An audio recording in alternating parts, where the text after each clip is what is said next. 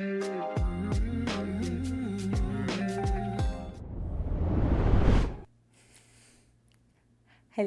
I think we're good. I think we're good. Always gotta do that audio check. Uh-huh. All right. Hey there, nerds, survivors, and storytellers. Welcome to You Heard It From Us Live. I'm DnDWife. And I'm DM Eguile, and tonight we're diving into the chaos and creativity that is week 2 of season 9 on the Harvest PvE Project Zomboid server. The agency's been through it this week. We've lost some members, we've gained some new ones, and we're this close to finishing our campus base in Gastown. Plus, we're shifting gears and asking some big tabletop questions as well. Are D&D One-Shots really worth your time? We've got some hot takes and a few cautionary tales. So stick around, hit us up in chat, and let's get this double topic night rolling. You're watching You Heard It From Us Live. Let's go. Obviously, welcome everyone. Hi. Thank you once again for joining us. We know you have plenty of things you can be doing, but we do appreciate you spending the time with us. But obviously, as always, reminders, everyone, please, if you like what we're doing, they like what you see, please give us a follow, share, let your friends, let your grandma, let anyone else know, and have them come join us and join in on the conversation. All are welcome. We thank you so much. Every little bit is appreciated, so thank you. But tonight we're talking about week 2 of season 9 of the project of the Harvest Project Zomboid server, where we, as members of the agency, have been getting a little bit more adjusted, a little bit more set up. We have not quite shown ourselves in the server yet. So it's a little interesting with how we were kind of waiting for that right moment, and hopefully with some updates from D&DWife, we'll kind of know what we're going and going to be looking at too later. Right. We've just started to kind of try and get our name out there. We've had a couple of people stop by and take a look. Yeah, dude, we it's even crazy. had someone stop by and say that they thought our buildings were like claimable buildings in the game. Yeah, we'll have to release that video on so good. our the agency Discord, so you can see kind of the interactions we get with people who are seeing just the still work in progress that is the campus you are building, D&DWife. Yeah, and they're thinking that those buildings were actually built like by the game. So to think that is really awesome, and I really appreciate it. But we're just getting our name out there, and we have plans to do more. There's already talks about setting up a radio network between towns. That's it's gonna be really cool. exciting. And then also we're going to be talking a little bit, as always, about Dungeons and Dragons. It's always very important to us, not only being a dungeon master and a player, but we always love being a part of that community as well. And we are doing a little different on ourselves, and we thought maybe we talk a little bit about one-shots and whether or not it, for us long-running campaign runners, are they really worth it? Is it something you want to waste time on, or do you just want to start another long campaign? And why are they useful? Right. And so really, to start off with, I know all you guys out here, we have plenty of our fellow agents in the chat. We're really talking about what is going on in week 2. And as we've seen, we have grown exponentially. So much. I think Boobam has said a few times that we were not going to have more recruits, and then we had more recruits. Yeah. But I think we are now standing at almost 20 strong. We have 19 current agent members.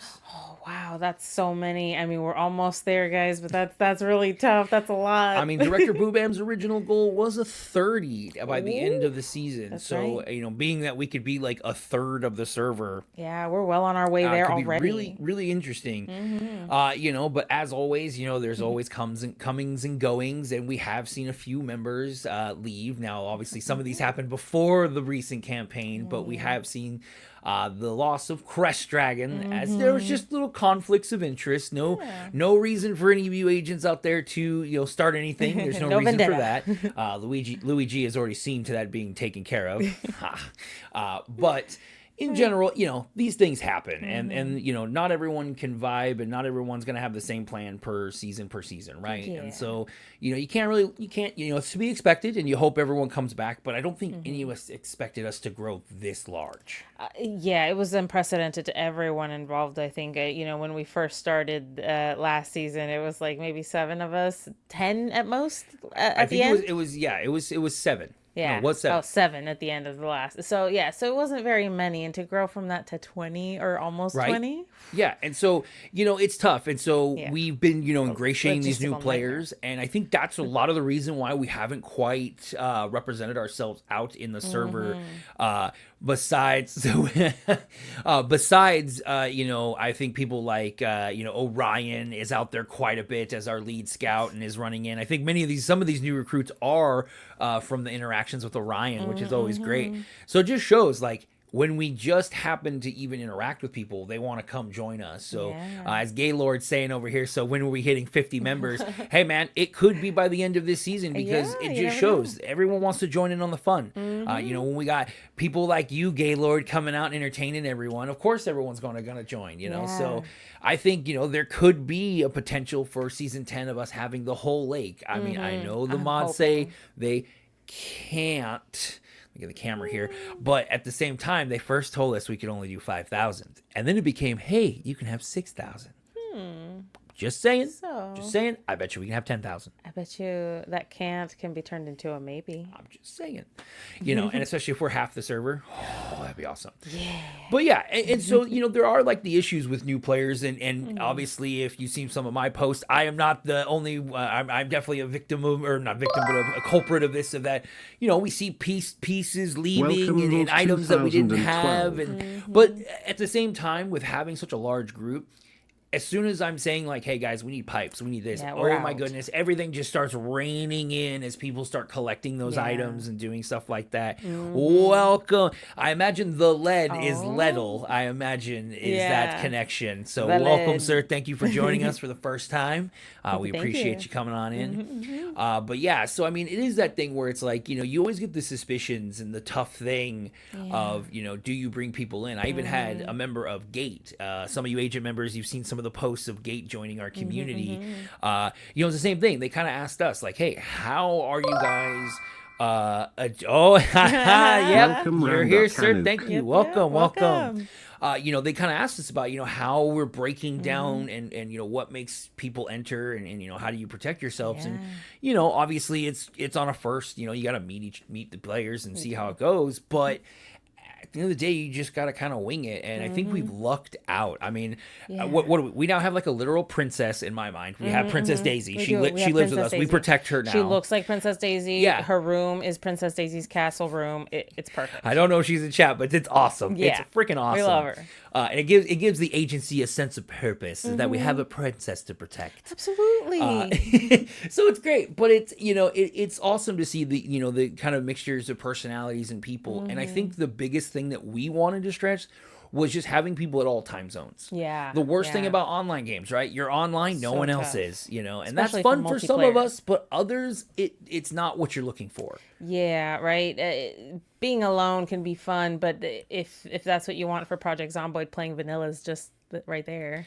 You don't need to be part of a multiplayer, So the whole point is to be part of a community. And the fact that, especially like DM Eguile, who keeps strange hours due to his job, that there's always someone on at those odd hours is really nice. He's never alone. I know, Gaylord. I know. We're trying to find that. See, that's why we need 30, 50 members. Or like we are trying to establish a more of a communication network with other members of the faction. I mean, I think I saw a post actually shared. I think it was Leddle or it was Wendy's Lover about how Bake has built a road all the way to the hub, right? Yeah. It just shows in the server. That's the things I love about this season. Seems to be the season of everyone just working together. I mean, no one really did shit last season together. I mean, we tried with Town.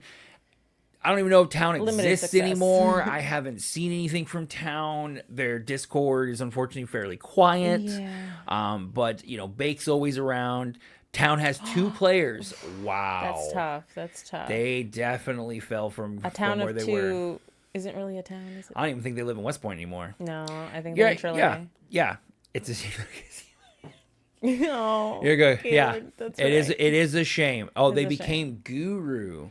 Oh, we'll have to check that out. Yeah, that's also great. That's actually really good information that we can ship on over to Snoopy to see what he can find out under new management. So town really is dead. I knew Hydra went with Guru, so that was interesting to see what's going on. But it just shows that this is a ever changing, and I think that's what we're also trying to establish with the agency, is that we are a consistent group, and I'm hoping, and I already feel like, even though we're only halfway into week 2, that even the people we're playing with now are going to be in the next season as well.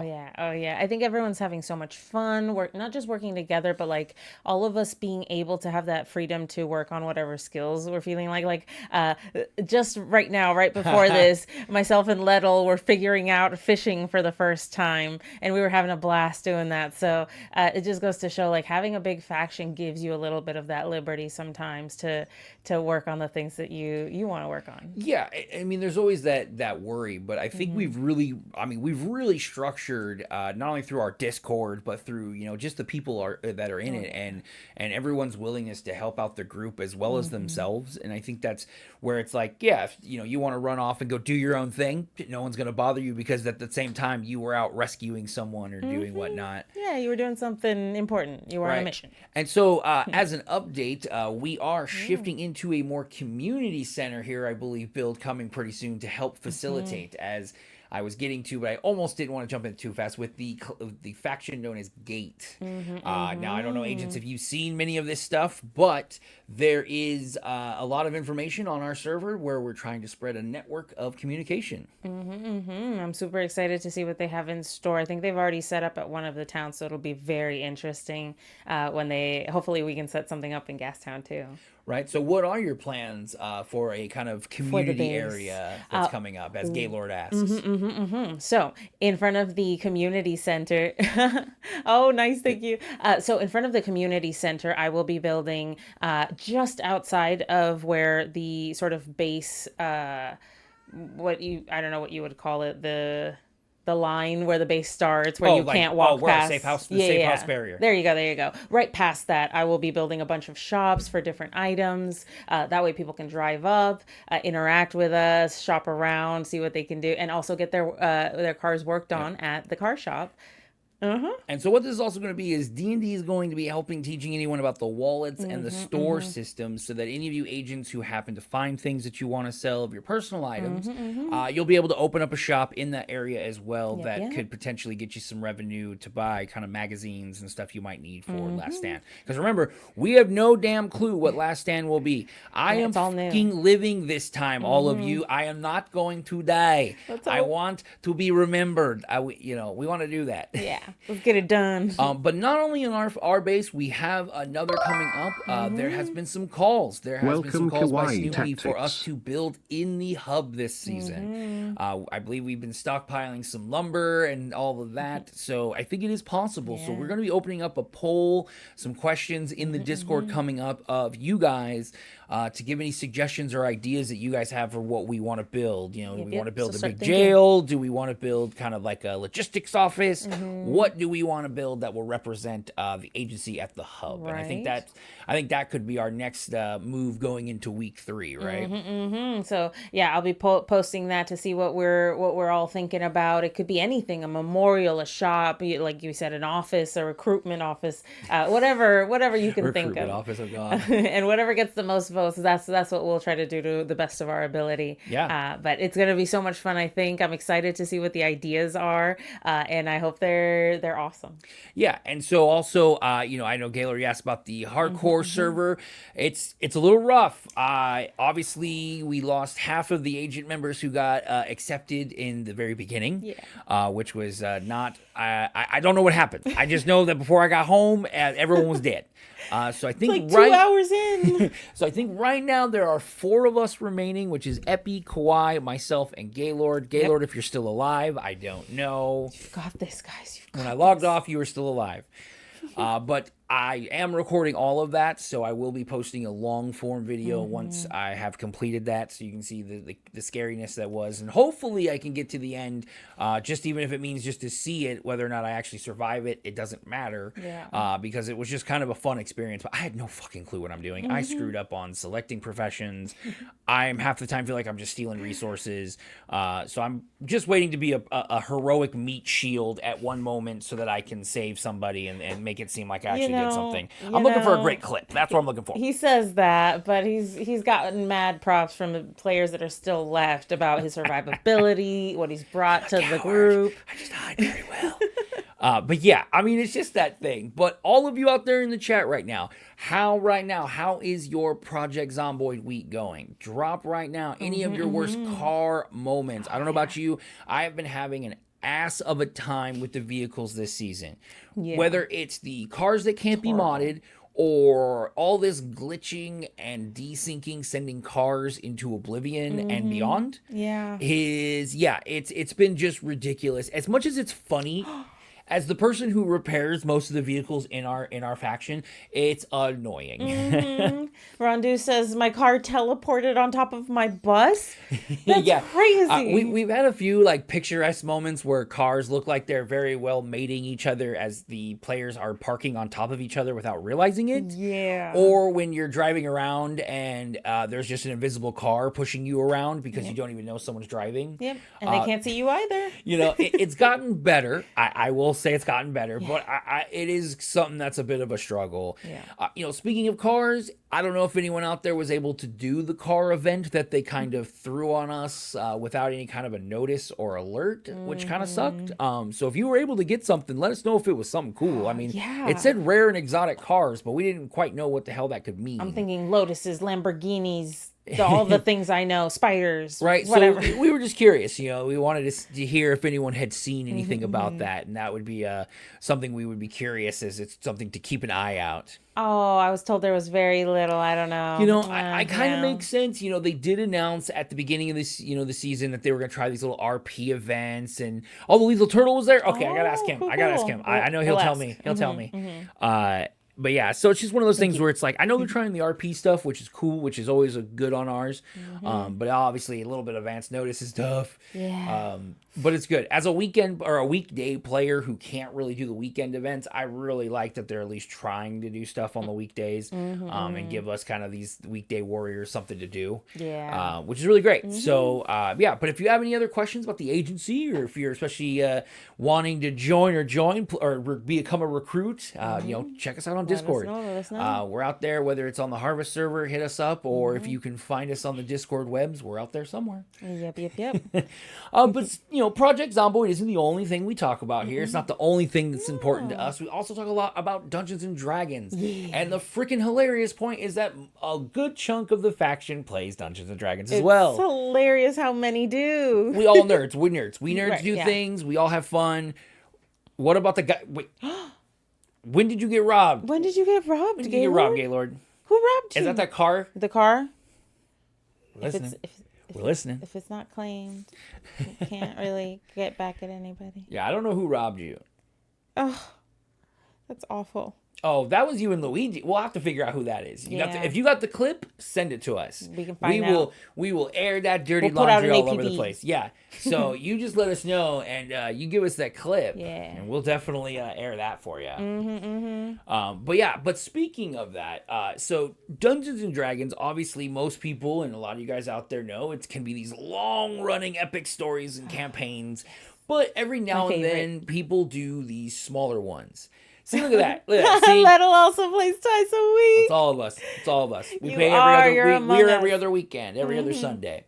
Yep. But we are long-term players. Our first campaign was like 4 years long. 2018-ish? Right? Yeah, right. So we have just now kind of started to do a little small short story, one-shots. And we kind of have felt a little mixed emotions about it as I kind of feel like it's just like, watching a great series or a book story that is going to end. Yeah, and like it's just yeah. not vibing with me really well. It's sometimes how I feel about like short anime. It's tough to get like invested in care when you know it's just going to be over. But if you do it the right way, I think the story can be really richly done, and you can get some some good action and packed into a little bit, I think. Yeah, like for me, it's like obviously as a dungeon master, it's all about prep, right? Like I no, I've Have you? Randuke says, "Have y'all heard of a game called Ten Candles?" I have not I've heard of not. that.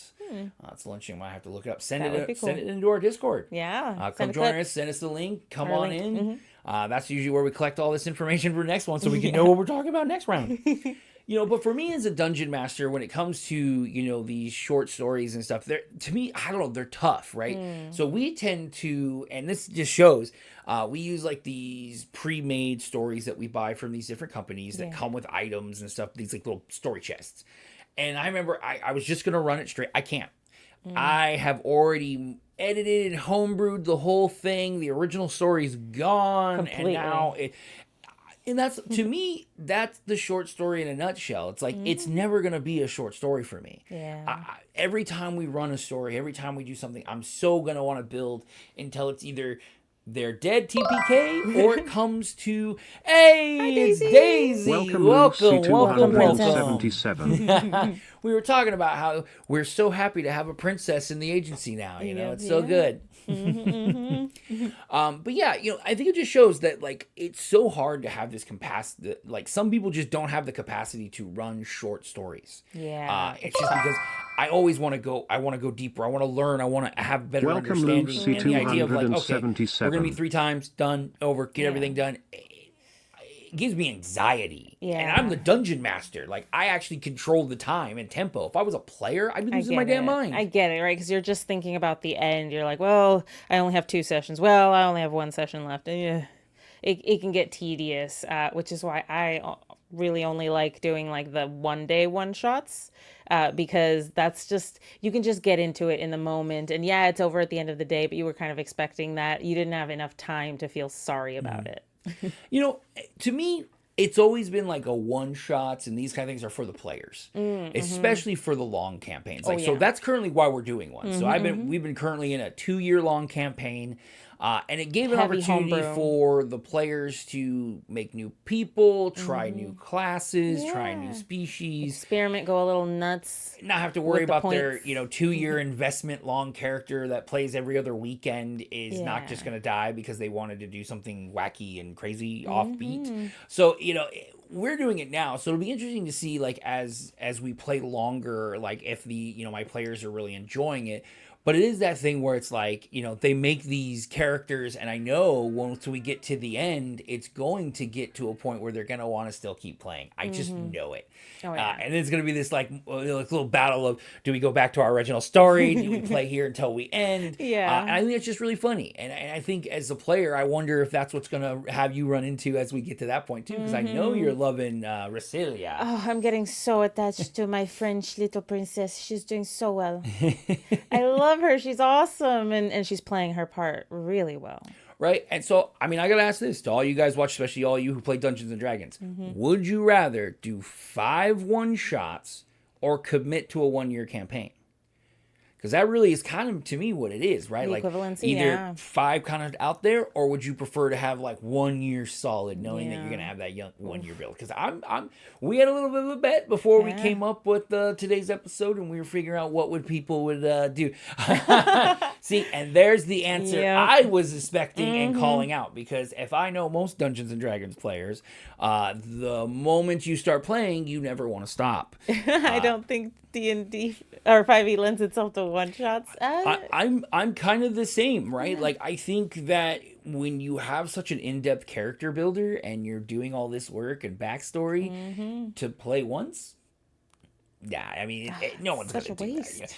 And I think that's the delineate. If you are a person who loves building characters as much as you're like, ooh, a one shot, I can make so many, it's not, because they're all shallow as hell and you never get to play them. See, Right. look at that, Yep. straight up, Yep. everyone's I'm a agreeing with the 1 year fact. campaign man. That's right. It's all about that long game, I think. But I'll be the dissenting voice here. I think one shots have a place Okay. in D&D, right?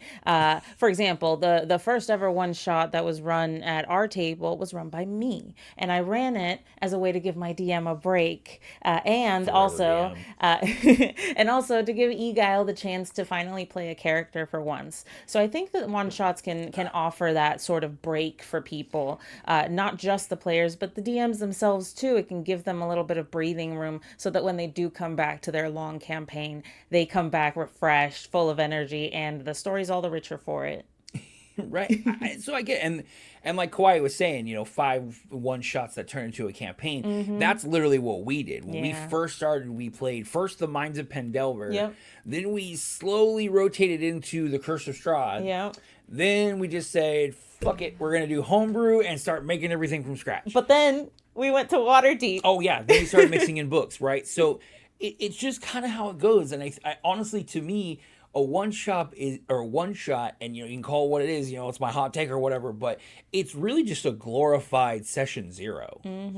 It's just more of, oh, you're going into this where everything doesn't matter, don't worry, okay, now that you know what you want to be, now everything matters, the campaign starts, let's go. Yeah, right. It kind of feels, the one shot kind of feels like you're getting all this prepared just for it to be over after the meeting.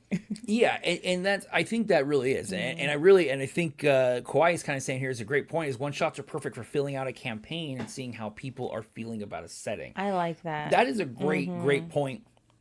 The only oddball put is that most people do these one shots are like crazy as hell. Like they have to be these, snapshots of an epic encounter where it's maybe like you're, 5 doors from the big bad or whatnot, or they become these, campaigns because they're not really one shots. To me, as a dungeon master, though, balancing's a bitch with one shots because that is tough. You don't have the time for lead ups. I think that's what I'm having with this little 5 run that we're doing right now.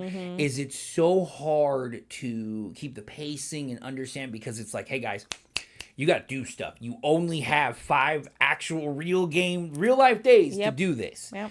And holding them to that, I think it's going to be tough for me, when they're going to probably be like, can we have a 6th? Can we have a 6th? And you're going to have to stand on your ground. Yeah.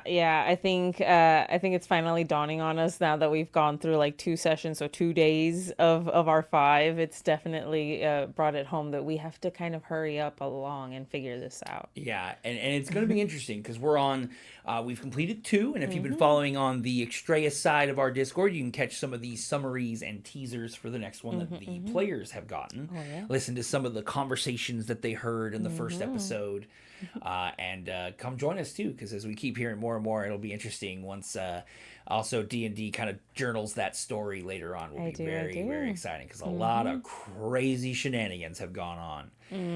But it's really cool. But we were just kind of discussing that, as always. Oh, Randog says, perhaps a one-shot with a story built-in timer, like the world ends in X days and you only get 5 sessions. Yep. Yeah, I see. I think that has to be the mechanic, right? Yeah, a time limit. It has to be a scenario where it's like, okay, this is the end, stuff's happening. Because if it's just kind of like, oh, you're 5 adventurers, you're going to solve the mines, and that's all you're doing. It's going to become either something epic, or everyone's just going to hate it, and they're not going to want to do with it. Yep. Even my one shot that I ran that was just for the 1 session, that one was a Fae Fair that ended in a day. It was just there for the day, and then it disappeared at dawn. So, all of these have time constraints, I think, because they're necessary to end the story. And I think that is the kryptonite of a one shot.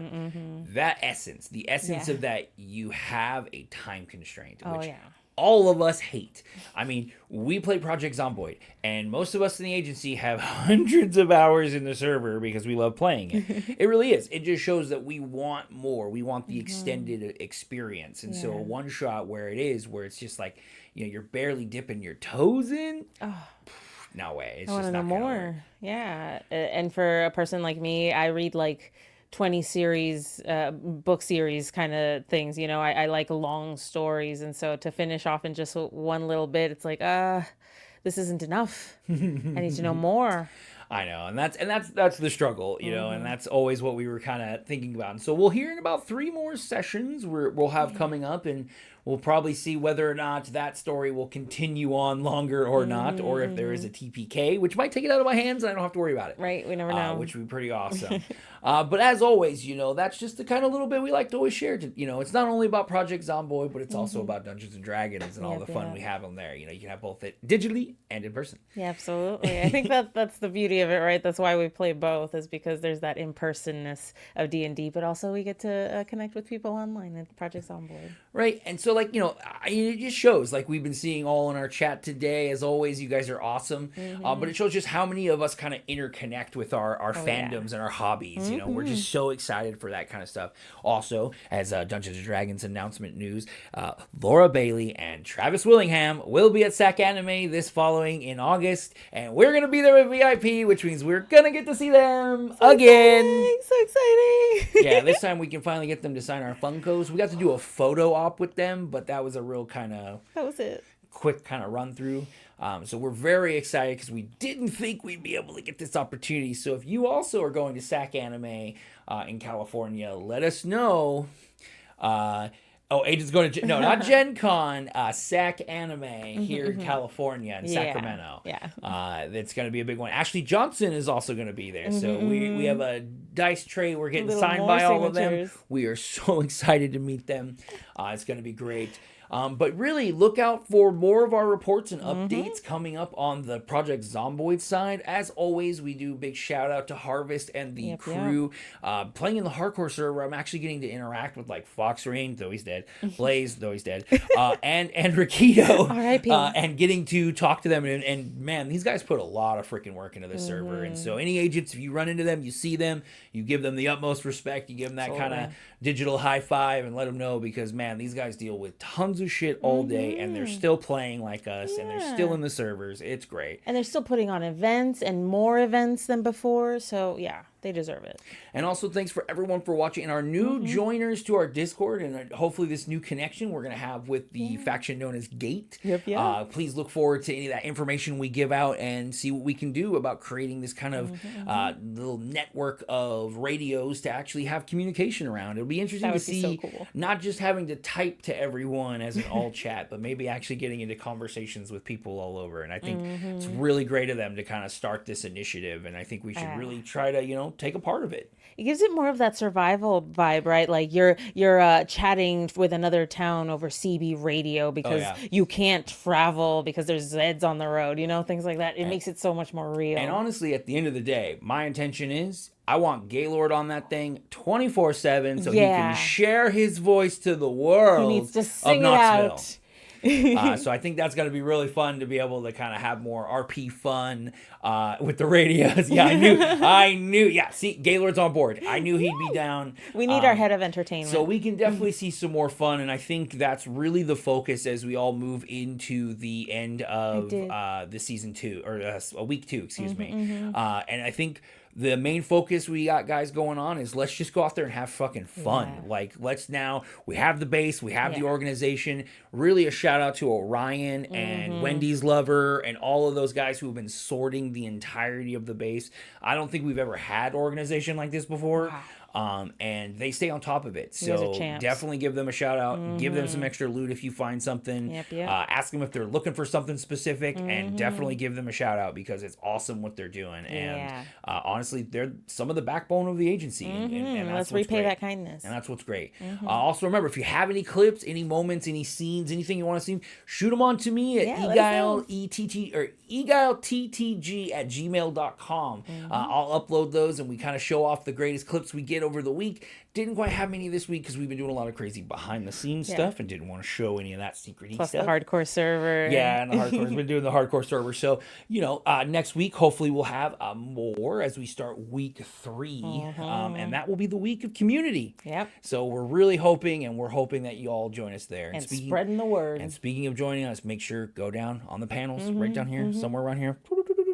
all the panels to join our Discord and check out our YouTube. Yeah. We have all our old past videos as well as some of our other shows that aren't live necessarily, and all the hee-hees and ha-has of all the shorts we like to make. So come on, join us down there as well and kind of get your fix more of the couple of nerds. Yeah. But definitely come join us. And again, thank you all you guys, agents and everyone in between for joining us tonight. We always love having you guys here because we know we're taking you from the game. I know. So we appreciate it. We really do. Yeah. But that is it for tonight's journey through the zombie-infested highways and the one-shot dungeon dives. Whether you're building your base in Gastown or trying to squeeze a story into 4 hours, one thing's clear. This community brings the heat every time. Big thanks to all our fellow survivors and players out there. We love hearing your stories. And hey, don't forget to send us your Project Zomboid clips and D&D One-Shot memories. Oh, absolutely. Welcome to 2012. Make sure you're following us here on Twitch. Drop a review if you catch the podcast later, and come hang out in our Couple of Nerds Discord. Links are in the panels, remember. Until next time, stay nerdy, stay safe, Welcome and remember back, to Hannah. always shut the door behind you in Zomboid. Zomboid. I can't say the right, and I can't read. That just shows what that is. Have a good one, everyone. Bye.